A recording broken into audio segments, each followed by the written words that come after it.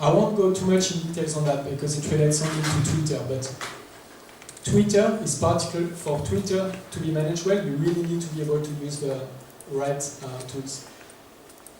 Especially, for instance, Duyck or these kind of tools or softwares that enable you to have a better reading of your Twitter account. Here, basically, I have what everyone that I'm following are saying. That's a specific column. For those who are not necessarily interested in using like additional tools for Twitter, it's at least good to understand how people who use Twitter often will see content. So this is like, that's a little bit like Facebook, this one. Everyone that I'm following, that I'm friends with, like on Facebook, is getting this information. Is sending information and then I'm getting it in a column. Because on Twitter I have 3,800 people that I'm following, you can imagine, and they share a lot more than on Facebook, because Twitter is really about sharing things. This basically, within 10 seconds, it's all new again. So you have unless you manage to really catch me at the moment when I'm there online, you basically have no chance to reaching out to me, even if I follow you already, just by saying something. Then you have direct messaging you skip. Here we have mentions, you can't see it from the distance, but basically those are all the tweets that are openly available, but where someone put @ on my account name, Duyck. Some people do it, I don't know if we have it here. No, here we don't have it, but well, this one for instance, someone is sharing some information that's relevant for the overall world, but at the beginning or the end of the message, they also add my account, so they know that they can share it to everyone, but I'm going to read it. And it's a great way for people are using it now to make sure that, for instance, I retweet afterwards, I read their article, and then I put a few tweets. This is a good way when you have journalists, for instance, you put your press release on Twitter, so you put a small description of it, the link, and then at the end always try to have, perhaps see if you can have a bit of space to put the name of a couple of journalists. Then you will make sure that they will read what you're sharing. And the final one on the side here, this is a hashtag column. So that's what I explained before, the difference between Facebook and Twitter. Here, anyone in the world that has never heard of me, that I've never heard of, that says something about the UNFCCC, that's the hashtag that everybody used to speak about the climate negotiation. Anyone in the world saying something about it is going to go in this column. And because I research and I do campaigning on UNFCCC, for sure I'm going to read it. I will go back afterwards, look at the historic. Even if I go on holiday, I go back to see what the last 2 weeks of tweets about the UNFCCC have been, to make sure I don't lose anything. What's important when you use hashtag is to use the hashtag that people are using. So for instance, don't use hashtag UPReview. If nobody else is using it, then that's not useful at all. Before you use a hashtag, just make sure that you understand what other hashtag people are using. Now moving, still a couple of slides on Twitter, and then we'll go back to generalities.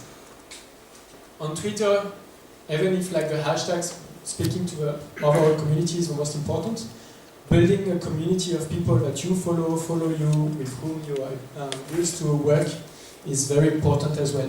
So the issue of following and being followed is key. A lot of people that I've seen, or even some organizations, have put 1,000 tweets already. They follow 20 people, and they have 12 people following them back. Then you can imagine how much time they have lost on Twitter. To know, to reach your proper audience, that's what I mentioned before, this slide should have been just before. Make sure you monitor hashtags, so you're using the proper hashtags, and then copy accounts at the end of your message. These I've mentioned already, sorry. So back to building your followers. How do you make sure that enough people follow you? Actually, no matter who follows you, the more people follow you, the better. When people now come to me, journalists or NGO, and share things with me, they have no idea who is following me, but they know 5,000 people are following me, and that's building my credibility. So the number matters first. But then, of course, what matters within the numbers, it's separate to that. It's also not just to get numbers, but to get the right people. People, like decision makers, are quite often willing to follow people in a way they would never do in real life. So I have perhaps 5 ministers following me, the climate commissioner of the European Union, and so on, just because they know that I'm speaking enough about the topic that they care about. How to build quickly good number of followers, and the proper followers, the ones that are relevant for your work. First, you can use for key accounts to follow using the search part in Twitter. Second, almost systematically follow your followers, except if they're speaking they tweet in a language that's not necessarily yours, for instance, but this is a general rule on Twitter. You follow people who follow you. Check who to follow function. You can go to special web pages that highlight the best Twitter accounts on some topics. WeFollow.com is one of them. Search by film. And then particularly one thing that's important, for instance, if you want to know what are the big NGOs or the big UN institutions, the big players in human rights, you go to the site of the Human Rights Commissioner and follow almost anyone the Human Rights Commissioner will follow, if you're interested in really doing work at the international level. That will really map for you all the relevant actors, so you can use big players to try to see who follows them and who they follow. And by following a lot of people, you will get a lot of them following you back. So it's a good way to build your account. Okay, now we'll come back to more general themes and take you away from the little Twitter bubble. One thing that's very important with social media is that, and something that's a gap in the strategy of a lot of people and organizations, is that a lot of people and organizations see social media as something just to capture the moment, and so they tweet what's happening or they share on Facebook what's happening today, but they don't have the overall picture. Social media really requires also strategy if you want to use it well. You have to plan it, you have to execute it, and you have to follow. If, for instance, you really want to engage on social media against the examination of your own country, probably you need to start the work 2 or 3 weeks in advance, not necessarily spending the 3 weeks on it, but at least kind of anticipating a little bit. Then be active during the 3 hours, and be really able to snap that moment. And then afterwards, make sure you do follow up. Some suggestions. In advance, what you can do is to establish connections. So if the UPR is coming in 3 weeks for your country, so in 2 months, then start to really make sure you establish those connections with journalists, for instance. All what I've mentioned. You need to do that in advance because the journalist might not be online the 3 days before the UPR. And you need to make sure that they have noticed you in advance. The second thing is to build awareness. Just start to get the theme, like people aware that the UPR is coming, start to get people interested, or start to get people interested in your topic without even mentioning the UPR. But so build the awareness of the people you try to engage. To mobilize might be, for instance, to look within, if you work from your organizational hat, look at who are the people within, the volunteers within your organization that might be helpful for you, and maybe check directly with them how they can help you to use the UPR, those 3 hours, when the time comes. Very often, I don't know, you got some of those messages, but for instance, I get many messages 1 week in advance from NGOs who tell me, in 1 week we do this, it will be online, it will be webcasted, we have prepared some tweets for you to post, please post them only next Monday. And so you really start to get people helping you on the side and helping you push the language, the framing that you want. You need to do this in advance because if you send me something on Monday morning, for instance, to tell me that your organization is organizing a conference right now, the most chances are that I'm not on Twitter just now, then. So then you lose this opportunity. With Twitter, and I think with Facebook you might have it as well, but with Twitter, the way a lot of people use it is you can plan your tweets in advance. So you put them in some of the tools that I've mentioned. The black one, the big table one, for instance, you can do that. You can prepare tweets in advance and tell that you want this tweet to come only next day or next week. The great thing with this is, for instance, it's very time consuming to go back on Twitter every time and write a proper message. But what you can do is to spend 1 hour, prepare 20 tweets to come every day, for instance, before the UPR. Some just on the UPR, some on something slightly different.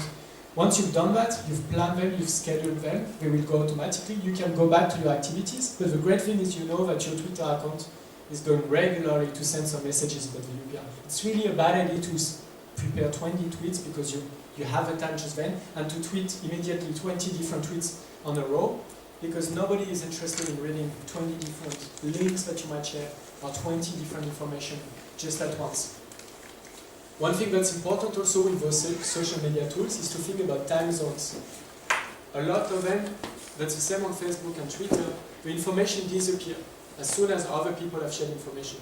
For those who work, for instance, on time zones that are very far from Geneva, if you tweet live what's happening at the UPR and it's nighttime at home, the chance is that it just goes on the Facebook profile of your friends during the night and it disappears before they even connect back. So really make sure you keep this in mind when you act on social media. Two other things you can do in advance. The first one is to prepare content, and that's very important. The second one is to plan follow-up. We can come back to this when we speak about what to do after. When I say prepare content, is for instance, before you go to Geneva, if you yourself you go to Geneva and you want to share information on Twitter or on Facebook from Geneva, the chance is that when you will be in Geneva, you will not want to spend hours, looking for the right article, preparing a meme like what I've done before with a picture and text. Those are not things that you should be wasting your time at the meeting itself, right? Unless you're only there as a press officer.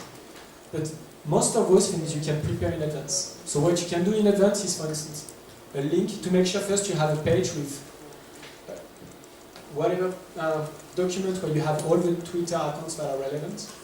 Prepare already 4 or 5 of those memes that put a human picture on the messages that you want to share.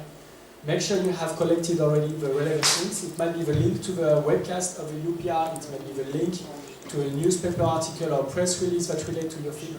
Collect all of these in the same document. So when you are at the meeting, you don't waste too much time combining them. And if possible, even prepare your draft Facebook message, tweeting message, LinkedIn message. But this is very important to do in advance because most of the people I talk to, they all agree that the meme is the key part. So this one, that building those pictures are very important. They all tell me that yes, next time they will do it, but because they forget to do it in advance of a meeting, at the meeting they just don't have information anymore. Does that make sense? Sorry. Finally, what to do afterwards. It's important to follow up, so to check who has responded to you on Twitter. Just make sure you notice all of them.